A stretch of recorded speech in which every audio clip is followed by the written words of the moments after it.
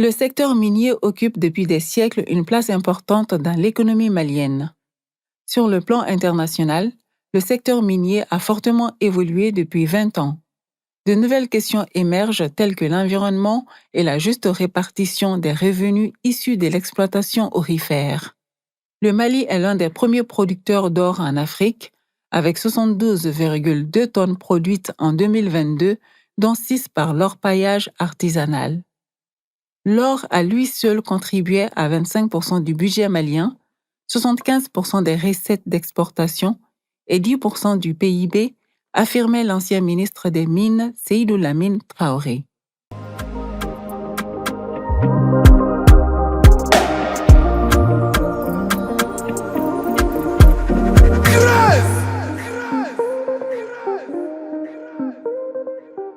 Les mines constituent aujourd'hui jusqu'à 70% des recettes d'investissement et depuis un moment, on entend dire que l'or ne brille pas pour le Mali. Moi, je ne suis pas tout à fait en phase avec cette affirmation, cette assertion, en ce sens que lorsque vous avez un secteur d'activité qui représente jusqu'à 70% des recettes d'exportation, ce n'est pas rien, qui assure jusqu'à en tout cas un pourcentage non négligeable les recettes pour le budget national, ce n'est pas négligeable, ce n'est pas rien. Donc en cela, moi personnellement, je dis que l'or brille pour le Mali. Maintenant, on peut se demander, l'or brille pour le Mali, oui, mais est-ce que c'est à hauteur de souhait? À partir de là, on peut éventuellement être d'accord avec ceux qui disent qu'on peut mieux faire. Je suis parfaitement d'accord qu'on peut mieux faire avec une bonne régulation, avec de bons mécanismes mis en place pour faire face à tout ce qui est flux financiers illicites, à tout ce qui est un montage financier qui fait échapper aux impôts un pan considérable des recettes qui doivent être attribuées au Mali. Donc, en cela, je pense qu'il y a un travail de fond à faire. Selon le rapport de l'Initiative pour la transparence dans les industries extractives ITIE, en 2023, les sociétés minières ont investi 2,5 milliards de francs CFA dans les projets sociaux visant à améliorer les conditions de vie des communautés locales.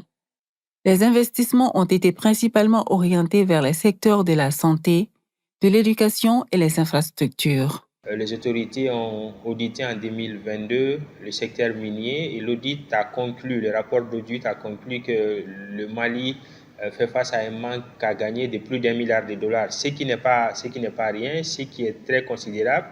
Et il y a un certain nombre de mécanismes qui ont été mis en place pour gommer ces gaps.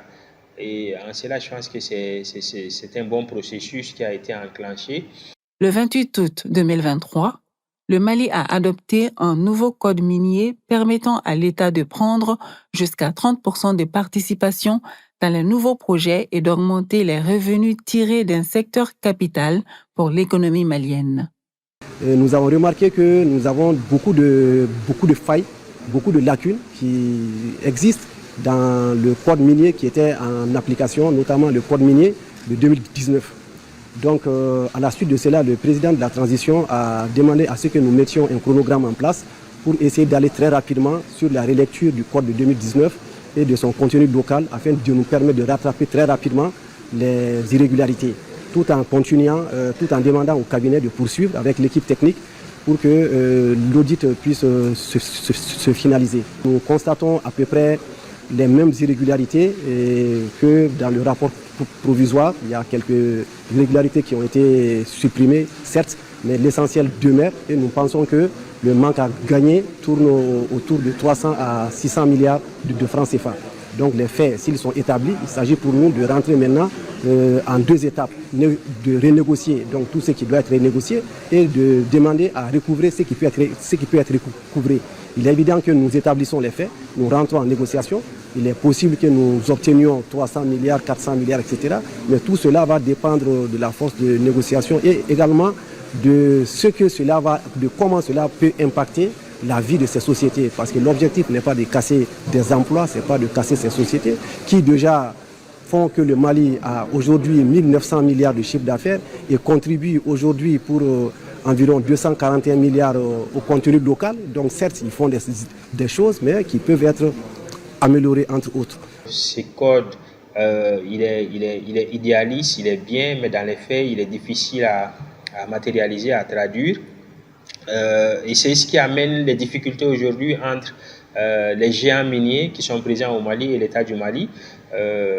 Cela s'explique par le fait que en droit minier, ou si vous voulez en législation minière, il y a ce qu'on appelle les clauses de stabilisation qui font que lorsqu'un contrat est conclu sous l'égide d'un code, c'est ces codes a priori qui s'appliquent au contrat jusqu'à la fin du contrat, ce qui justifie quelque peu la réticence des entreprises extractives d'aller vers les nouveaux codes parce que la loi leur donne cette possibilité à travers ce principe de clause de stabilisation, même si on va dire certains aspects financiers, certains aspects fiscaux et certains aspects douaniers ne sont pas pris en compte par cette clause de stabilisation. Les premières conventions minières ont été signées quand l'or était entre 300 et 400 dollars l'once. Aujourd'hui, l'or aussi autour de 2000 dollars l'once. Donc, alors qu'au moment où on signait ces conventions, l'État a donné beaucoup d'exonérations. Donc, si on regarde, par exemple, pour un chiffre d'affaires ou un bénéfice sur les 3 ans de 60 milliards, quand ils ont indiqué les chiffres des dividendes et quand ils ont indiqué le contenu local, on peut se dire qu'on peut fortement améliorer ça.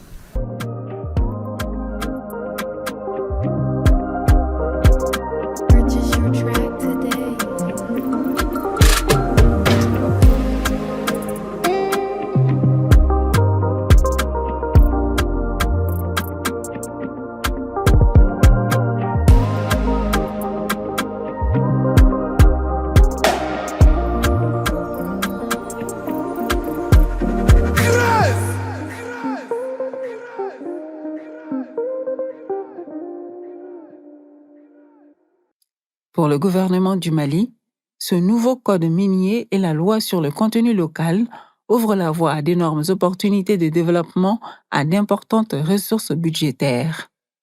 Le fait pour le gouvernement de vouloir que les groupes miniers migrent vers ces nouveaux codes, je pense a donné lieu à un bras de fer qui, fort heureusement, s'est conclu par des compromis récemment. Il y a un certain nombre de groupes miniers, dès le départ, qui, en tout cas, ont essayé de trouver un terrain d'entente avec le gouvernement. D'autres ont argué le fait que juridiquement, ce n'était pas possible. Parce que, comme je l'ai dit, en vertu de cette clause de stabilisation, la loi donne quand même la possibilité aux entreprises extractives de migrer ou de ne pas migrer.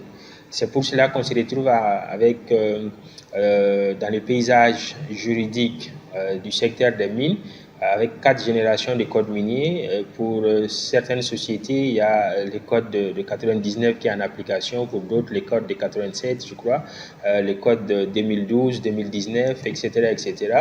Avec le nouveau code minier qui était une demande populaire, il y a encore des difficultés avec quelques entreprises, quelques multinationales. J'ai prié Dieu pour que l'État et pour que Dieu puisse éclairer la lanterne de l'État et de ses entreprises pour qu'ils puissent trouver le juste milieu. L'État s'est retrouvé dans des pistes où la loi n'a pas été appliquée comme ça doit se faire. Et aussi, il y a des situations dans lesquelles, effectivement, où il y a des améliorations à faire sur beaucoup de plans, sur les méthodes. L'une des choses que nous, on a pu aussi détecter, c'est vraiment de regarder au fond qu'est-ce que l'État doit faire comme réforme dans les cadres institutionnels. L'un des constats et le plus urgent pour nous à mettre en place, c'est aussi le rapatriement des devises d'exportation de l'or qui doit être vraiment exigé. Parce que c'est d'autant plus c'est la réglementation qui est déjà en vigueur. Les sociétés minières qui ont des interrogations pourraient donc s'adresser au département et au cabinet d'audit justement pour avoir de plus amples informations. Et je pense que pour concilier les différentes positions, il y a lieu de dialoguer. Et au-delà du dialogue, je pense qu'il faut véritablement mettre en place un programme ou, si vous voulez, une politique de régulation du secteur. L'État devient acteur en part entière. Je pense qu'il y a des démarches dans ce sens. Il y a la SOREM qui a été créée. Au-delà de la SOREM, je pense qu'il faut une autorité capable de chapeauter puisque l'État est devenu acteur, capable de chapeauter tout ce qui concerne les secteurs et capable d'être à minima indépendant et d'insuffler les dynamiques qui s'appliquent à toutes les sociétés, y compris l'État.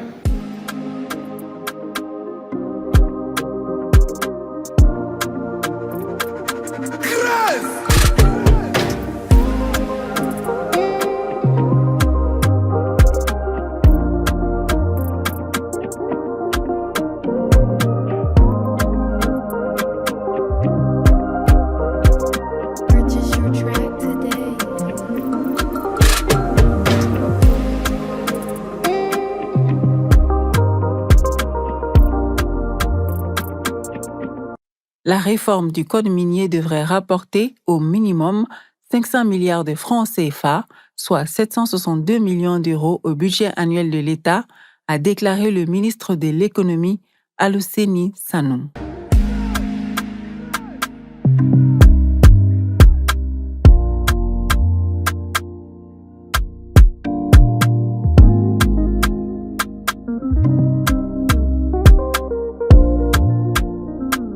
Purchase your track today.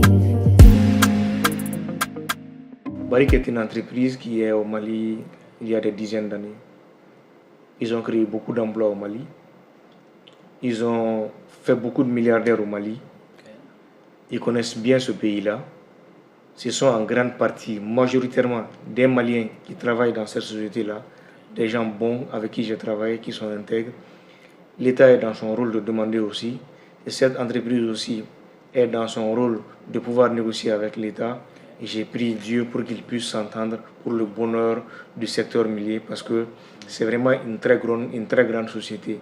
Et je suis sûr et certain que l'État et la société Barrick Gold trouveront un point de chute, trouveront un consensus, parce que ce sont des Maliens qui sont là-bas. Et entre Maliens, tant qu'on se parle, on trouvera toujours la solution.